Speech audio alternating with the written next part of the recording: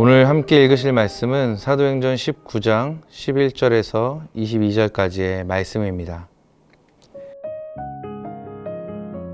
하나님이 바울의 손으로 놀라운 능력을 행하게 하시니 심지어 사람들이 바울의 몸에서 손수건이나 앞치마를 가져다가 병든 사람에게 얹으면 그 병이 떠나고 악귀도 나가더라. 이에 돌아다니며 마술하는 어떤 유대인들이 시험 삼아 악귀 들린 자들에게 주 예수의 이름을 불러 말하되 내가 바울이 전파하는 예수를 의지하여 너희에게 명하노라 하더라. 유대의 한 제사장 스게와의 7 아들도 이 일을 행하더니 악귀가 대답하여 이르되 내가 예수도 알고 바울도 알거니와 너희는 누구냐 하며 악귀 들린 사람이 그들에게 뛰어올라 눌러 이기니 그들이 상하여 벗은 몸으로 그 집에서 도망하는지라. 에베소에 사는 유대인과 헬라인들이 다 이 일을 알고 두려워하며 주 예수의 이름을 높이고 믿은 사람들이 많이 와서 자복하여 행한 일을 알리며 또 마술을 행하던 많은 사람이 그 책을 모아 가지고 와서 모든 사람 앞에서 불사르니 그 책값을 계산한 즉 은 5만이나 되더라. 이와 같이 주의 말씀이 힘이 있어 흥왕하여 세력을 얻으니라. 이 일이 있은 후에 바울이 마게도냐와 아가야를 거쳐 예루살렘에 가기로 작정하여 이르되 내가 거기 갔다가 후에 로마도 보아야 하리라 하고 자기를 돕는 사람 중에서 디모데와 에라스도 2 사람을 마게도냐로 보내고 자기는 아시아에 얼마 동안 더 있으니라. 아멘. 오늘 본문에 해당하는 바울의 에베소 사역은 거의 2년 이상 계속되었는데요. 여기선 특별히 하나님의 영, 즉 성령의 사역과 기적들이 두드러지게 나타나고 있습니다. 11절과 12절 말씀에 나오는 것처럼 에베소에서는 하나님께서 허락하신 놀라운 능력으로 말미암아 바울의 손에 의해 악귀가 쫓겨나가는 것은 물론이고 심지어 바울이 가지고 있던 손수건이나 앞치마를 가져다가 병든 사람에게 얹으면 그 병이 치유되는 소위 원격 치유도 일어납니다. 대단하죠. 자, 그럼 왜 이런 기적들이 일어났는가? 하나님 편에서의 그 의도와 목적은 분명했습니다.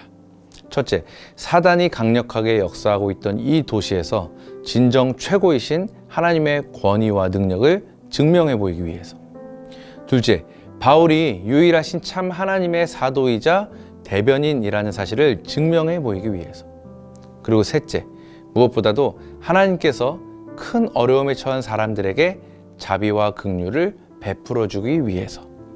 이것이 바로 바울을 통해 에베소에서 강력한 성령의 역사가 일어났던 이유였습니다.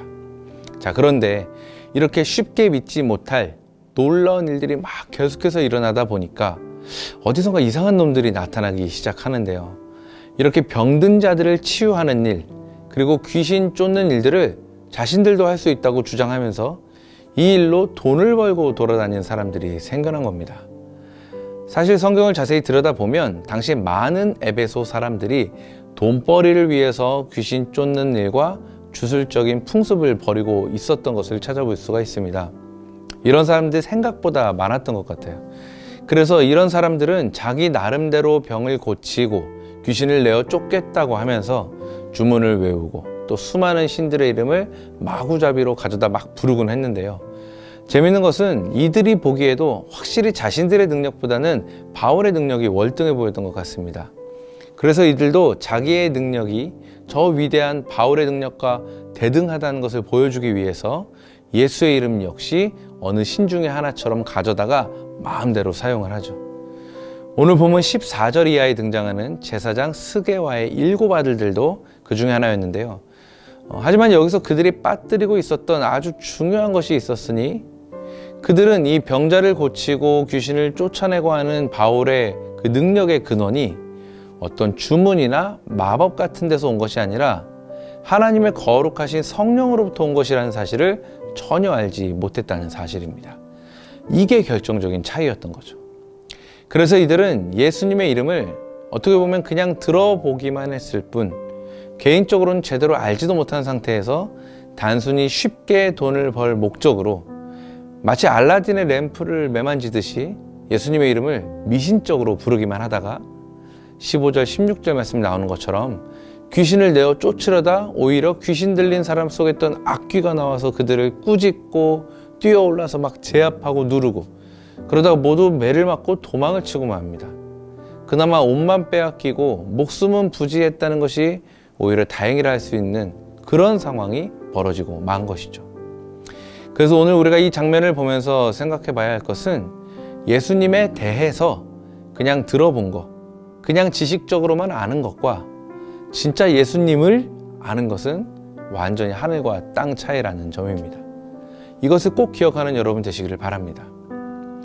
예수님을 지식적으로 혹은 문자적으로 들어본 사람, 그냥 아는 사람은 너무나 많습니다. 우리 주변에도 아마 예수님이라는 분을 아예 모르는, 들어본 적도 없는 사람은 거의 없을 겁니다. 그렇죠? 자, 하지만 그렇게 예수님에 대해 우리가 지식적으로 안다고 해서 우리의 삶에 알아서 예수님의 놀라우신 은혜가 막 흘러갈까요? 우리가 문자적으로 예수님에 대해 안다고 해서 우리 삶에 엄청난 기적과 능력들이 일어날까요? 아니죠. 어떻게 보면 이건 완전히 별개인 겁니다. 하지만 생각보다 많은 사람들이 이렇게 오해를 하고 있는 것 같습니다.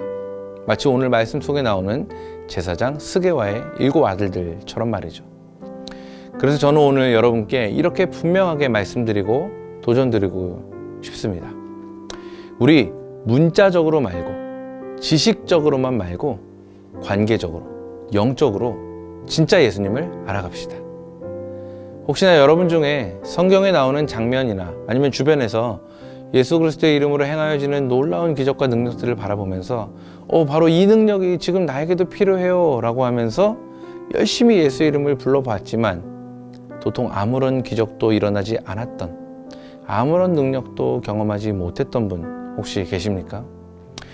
만약 그렇다라고 한다면 바로 이것부터 다시 점검해 보시기 바랍니다. 나는 예수를 머리로만, 지식적으로만 아는가? 아니면 마음으로, 영으로, 관계적으로 진짜 예수를 아는가?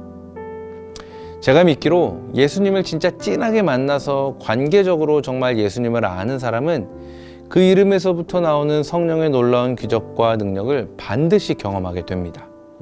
이것이 바로 제가 여러분께 도전하고 싶은 믿음의 고백입니다. 사랑하는 청년 여러분, 그래서 이제 오늘 우리가 해야 할 노력은 바로 이것입니다. 예수님을 아는 것, 예수님을 만나는 것, 예수님과 깊이 교제하는 것. 이것을 기억하시고 기적과 능력을 구하기 전에 먼저 예수님을 더 깊이 알아가는 우리 모두가 될 수 있기를 예수님의 이름으로 축복합니다. 기도하겠습니다. 언제나 나와 함께 하시며 갈 길을 밝히 보이시는 하나님, 오늘도 그 사랑 앞에 감사와 찬양 드립니다. 매일매일 반복되는 삶이지만 그 가운데 언제나 새롭게 일하시는 주님으로 인해 오늘도 내 삶에 기쁨이 가득합니다. 그 주님을 오늘도 간절히 구하오니 거룩하신 주의 영으로 내 삶에 임하셔서 주를 더욱 알게 하옵소서. 감사드리며 영원한 생명 되시는 아름다운 주 예수의 이름으로 기도합니다. 아멘.